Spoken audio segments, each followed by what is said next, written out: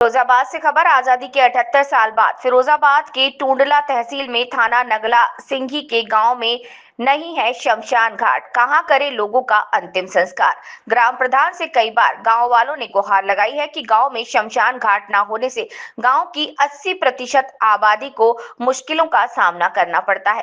फिरोजाबाद के गांव दारापुर में करीब 1500 लोगों की आबादी है, लेकिन वहां समस्या ये खड़ी है कि अगर गांव में किसी की मौत हो जाती है तो उनके अंतिम संस्कार के लिए शमशान घाट है ही नहीं।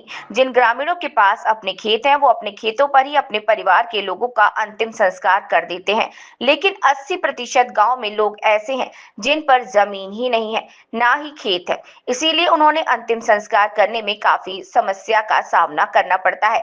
अगर वो किसी खेत वाले से बात करते हैं तो खेत वाला उनसे मना कर देता है। इसीलिए उन्होंने शमशान घाट की मांग की है। उनका कहना है कि कई बार अधिकारियों को भी अवगत करा दिया गया, प्रधान से भी कह दिया गया, लेकिन कोई सुनवाई नहीं हुई है। रिपोर्टर दुष्यंत सिंह, फिरोजाबाद। क्या नाम है आपका? हमारा नाम अंजू है। किस गांव में रहती हो? मैं दारापुर में रहती हूँ। तहसील कौन सी है? तहसील टूंडला ब्लॉक। क्या समस्या है तुम्हारे गांव में? हमारे गांव में समस्या ये है कि हमारी दलित बस्ती है, यहाँ पर हम लोगों के पास जमीन वगैरह कुछ नहीं है और सबको जलाने के लिए बहुत दिक्कत आती है। इसके लिए सूचना हमने प्रधान से भी की, प्रधान के पास कॉल की। प्रधान ने ये बोला है हम 2 दिन बाद व्यवस्था करेंगे। फिर इसकी सूचना हमने लेखपाल के पास भी की। लेखपाल ने ये कह दिया कि हमारे पास कोई व्यवस्था नहीं है। इसलिए आप बताइए दलित बस्ती का क्या किया जाए। इसके निस्तारण के लिए शमशान के लिए कोई भी जगह दी जाए। अगर जगह जहाँ पर लगाने जाते थे वहाँ पर जगह खरीद ली गई है, तो उन लोगों से क्या, उन लोगों ने बोला है कि नहीं हम यहाँ नहीं लगाने देंगे। अब बताओ हम शमशान के लिए कहीं से व्यवस्था तो की जाए।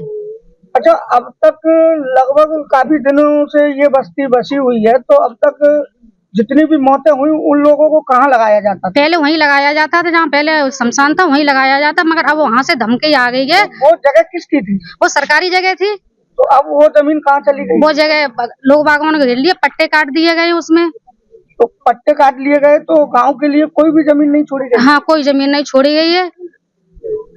तो आपने प्रधान जी से शिकायत नहीं की? जी हाँ, प्रधान जी के पास कॉल की। प्रधान जी ने बोल दिया है हम 2 दिन बाद इंतजाम करेंगे। 2 साल से तो 2 दिन तक ये सब कहाँ ऐसे ही पड़ा रहेगा?